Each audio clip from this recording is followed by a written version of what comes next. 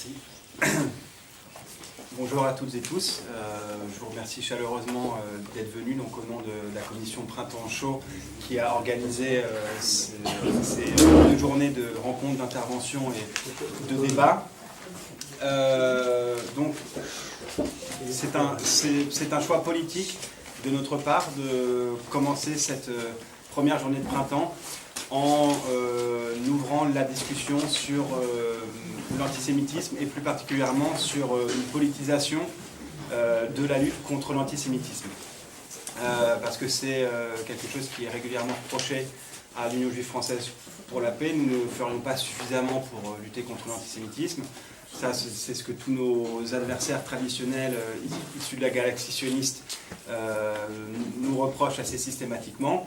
Mais on constate aussi depuis quelque temps, et là il y a une critique qui s'est renforcée depuis quelque temps, qui reprend ces principaux éléments-là, et qui viendrait plutôt du côté gauche, de l'extrême gauche extra-parlementaire. Alors ça, je ne vais pas trop en parler dans ma présentation, ce sera mon camarade Selim Nadi du Parti des Indigènes de la République qui s'en chargera.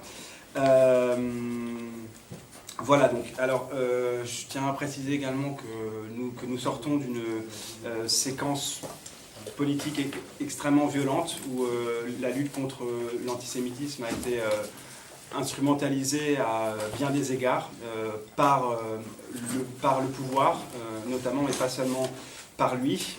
Donc c'est une séquence qui s'est ouverte sur fond de mobilisation sociale sans précédent avec le mouvement des Gilets jaunes qui a fait irruption sur le devant de la scène politique pour porter des revendications en termes de justice sociale, justice fiscale et aussi de réforme démocratique radicale. Très rapidement, quand le pouvoir s'est rendu compte que ce mouvement devenait gênant, le pouvoir, ou ses représentants, et notamment le porte-parole du gouvernement à l'époque, Benjamin Griveaux, a monté en épingle des épiphénomènes antisémites au sein du mouvement des Gilets jaunes pour jeter le discrédit sur l'ensemble du mouvement. Alors, premièrement, moi je tiens à préciser ici que oui, effectivement, il y a pu avoir quelques actes et quelques débordements de nature antisémite dans le mouvement, mais c'était extrêmement minoritaire. Et c'était absolument pas contradictoire avec le reste de l'ambiance raciste et donc notamment aussi antisémite qui caractérise la France aujourd'hui. Alors la séquence s'est déployée donc à partir de croix gammées qui ont été taguées, notamment sur des portraits de Simone Veil, et que le gouvernement s'est empressé de condamner en accusant les Gilets jaunes d'avoir perpétré cela. Et très peu de temps après ça, les chiffres des actes antisémites recensés ont été délivrés par le ministère de l'Intérieur. Alors de mémoire, oui, il y a eu une hausse de 74% par rapport à l'année précédente des actes antisémites recensés. Et pour couronner le tout, un pseudo-philosophe, un penseur bien connu, Alain Finkielkraut pour ne pas le nommer, a été pris à partie par certains manifestants d'un cortège Gilets jaunes sur des bases dont j'ai même pas envie de discuter finalement ici la véracité de leur fond antisémite. Cela dit, on lui a quand même dit retourne à Tel Aviv, donc bon, pour moi ça lève un petit. Voilà, retourne chez toi à Tel Aviv, ce qui lève toute ambiguïté. Or, ce qui s'est passé directement dans la foulée, c'est que il y a eu une initiative transpartisane qui a été levée par le Parti socialiste, qui s'est saisi de cette occasion pour exister à nouveau sur l'espace médiatique et politique de ce pays après avoir été laminé aux précédentes élections et après avoir dû quitter leurs locaux historiques de Solferino. ils ont profité de cette occasion pour lancer une vaste initiative transpartisane contre l'antisémitisme. Donc je reviendrai un peu plus tard sur cet élément de séquence-là, mais je peux d'ores et déjà dire que pour nous, pas du JFP, c'est extrêmement problématique parce qu'on se rend compte qu'effectivement, dès qu'il y a certains actes antisémites qui sont menés, toute la classe politique se mobilise, mais quand un enfant rom est violenté, quand une femme musulmane est insultée ou quand un jeune homme noir est violenté avec beaucoup de véhémence par la police dans les quartiers populaires, il n'y a aucune manifestation nationale qui est organisée. Et pour nous, c'est ce deux poids deux mesures qui peut notamment contribuer à nourrir l'antisémitisme. Alors, la question à laquelle j'aimerais commencer à apporter quelques éléments de réponse et qui, j'espère, pourra susciter la discussion avec vous, c'est une question très simple. Que faire ? Que faire concrètement pour lutter contre l'antisémitisme et plus précisément, que faire nous ici à l'Union juive française pour la paix pour lutter contre l'antisémitisme ? Alors, j'ai dressé une première ébauche de réponse qui, bien entendu, ne se veut pas exhaustive, mais qui est là pour susciter la discussion. Alors, je pense qu'une des choses les plus fondamentales que nous devons de faire, c'est de se souvenir et d'agir en conséquence, mais c'est de se souvenir que nous avons, en tant qu'organisation juive antiraciste et antisioniste, une parole particulière et que nous nous devons de réaliser des missions d'éducation politique et citoyenne. Faut pas oublier que l'extrême droite tue, que le suprémacisme blanc tue, et que notre rôle, notre première des missions devrait être de dénoncer sans ambiguïté l'extrême droite, ses ramifications avec les mouvements issus du suprémacisme blanc et toutes les tentatives qui visent à légitimer cette parole, la parole de l'extrême droite, dans le champ médiatique. Alors, on a vu, bien sûr, moi je fais un lien très très clair entre la légitimation croissante du Front National depuis plusieurs années et la multiplication des actes de profanation de cimetières juifs faits musulmans, par exemple, parce que on pense qu'à force de légitimer cette parole et cette pratique politique-là, ça ouvre la porte à toutes les dérives fascistes. Donc ça, il faut le condamner sans relâche. Un autre élément qu'on vient de condamner dans ce même ordre d'idées, c'est les alliances qui sont en train de se renforcer entre cette galaxie suprémaciste blanche qui tue, je le rappelle, qui tue il n'y a pas si longtemps que ça. Il y a 250 fidèles musulmans qui se sont fait brutalement assassiner à la mosquée je crois que c'est Christchurch. 50, pardon, ce que je voulais dire 50, et c'est 50 de trop bien évidemment. Mais plus récemment encore, c'était pour le dernier jour de Pessah, pour le dernier jour de la Pâque juive, un individu se réclamant de cette même idéologie a ouvert le feu dans une synagogue californienne. Donc on voit bien ici que cette idéologie meurtrière touche aussi bien les musulmans que les juifs. Donc rappeler ça, déjà c'est contribuer aussi à déconstruire cette pseudo-rhétorique sur un pseudo-nouvel antisémitisme qui est une façon courtoise et à peine voilée de dénoncer un islamisme radical dans la recrudescence des actes antisémites. Ce qu'il faut condamner effectivement avec tout autant de vigueur, c'est les alliances que sont en train de nouer les gouvernements israéliens successifs avec l'extrême droite internationale partout où elle se trouve.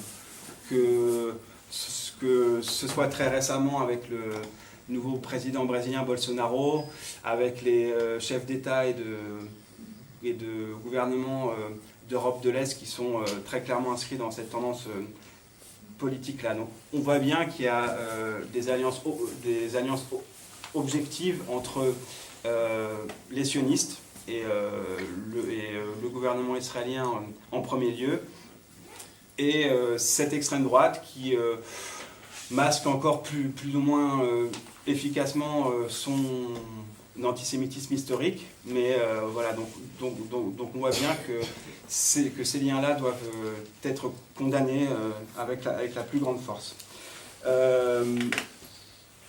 Un rôle aussi effectivement très important que l'UJFP pourrait mener dans la lutte contre l'antisémitisme, c'est de déconstruire aussi tous les amalgames entre juifs, israéliens et sionisme. Ça, c'est extrêmement important. D'autant plus que on voit bien que depuis la porte ouverte par Manuel Valls, porte ouverte qui a été prise avec beaucoup de vigueur par Emmanuel Macron lui-même, il y a une volonté permanente de criminaliser le mouvement de solidarité avec la Palestine dans son intégralité et de faire de l'antisionisme, qui est une opinion politique légitime, je cite, la forme réinventée de l'antisémitisme. Donc ça, c'est notre rôle privilégié en tant qu'organisation juive antisioniste et antiraciste que de critiquer cette dérive qui est non seulement complètement liberticide, mais qui est aussi factuellement fausse et extrêmement dangereuse, car elle contribue à essentialiser les juifs et à faire de tous les citoyens français juifs des futurs Israéliens en puissance et des soutiens indéfectibles à toutes les politiques qui sont menées par le régime sioniste en Israël. Alors ça, c'était un des premiers axes de travail que nous devrions continuer de mener à l'UJFP pour lutter contre l'antisémitisme. Un autre qui est d'égale importance, me semble-t-il, c'est qu'il faut se battre vraiment contre cette tendance qui vise à isoler l'antisémitisme de toutes les autres formes de racisme. Ça, c'est fondamental aussi. Parce qu'on a bien vu avec cette affaire Finkielkraut qu'au bout du compte, quand un juif fait attaquer, c'est toute la République qui semble être meurtrie, mais quand c'est un membre d'une autre communauté, c'est au mieux le silence radio, ou on peut même dire aussi, mais alors là ce ne sera pas le sujet de mon intervention, mais que le racisme d'État nourrit tous les actes islamophobes, homophobes, etc. Parce que c'est par toute une série de discours et de prises de position politique que les paroles et les actes peuvent être finalement légitimés. Alors, nous, ce qu'on a essayé de faire suite à ça, suite au Rassemblement de République, de cette initiative transpartisane qui appelait au Rassemblement de République pour lutter contre l'antisémitisme, c'est de nous organiser nous-mêmes avec nos alliés de l'antiracisme politique pour effectivement lutter contre l'antisémitisme, lutter contre toutes les formes d'instrumentalisation de cette lutte contre l'antisémitisme et au-delà de ça, de nous unir entre nous sur notre propre agenda politique pour qu'à chaque fois qu'un acte islamophobe, qu'un acte homophobe, qu'un acte négrophobe, qu'un acte contre la communauté asiatique, par exemple, soit effectué pour le dénoncer tous ensemble et sur un pied, sur pied d'égalité. Ça, c'est fondamental, selon nous, pour une lutte efficace contre l'antisémitisme. D'autant que ne pas faire ça et continuer de nourrir l'idée que l'antisémitisme serait une forme particulière de racisme, pardon, c'est finalement donner de l'eau au moulin à tous les discours complotistes qui se basent notamment sur un fondement de vérité, et ça c'est vraiment triste à dire, mais il faut le marteler avec force, qui se base sur le fondement de vérité suivant.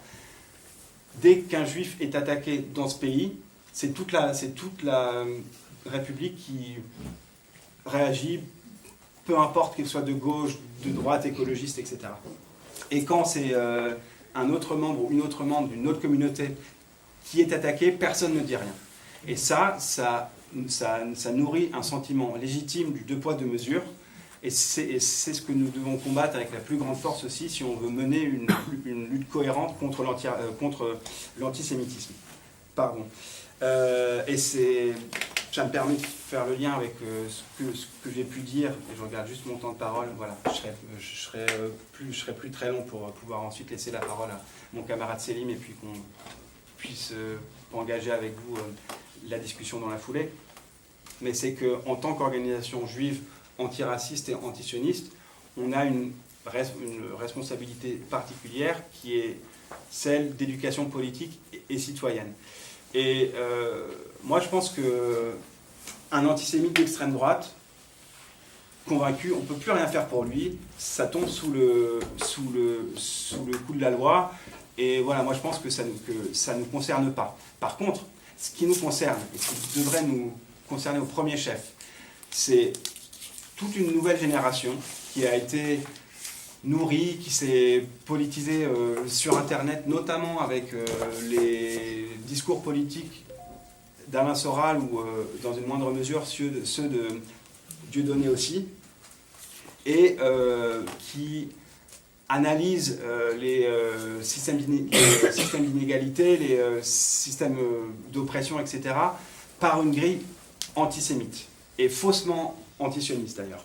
Et je pense que nous devrions engager toutes les forces de l'UJFP sur ce terrain-là.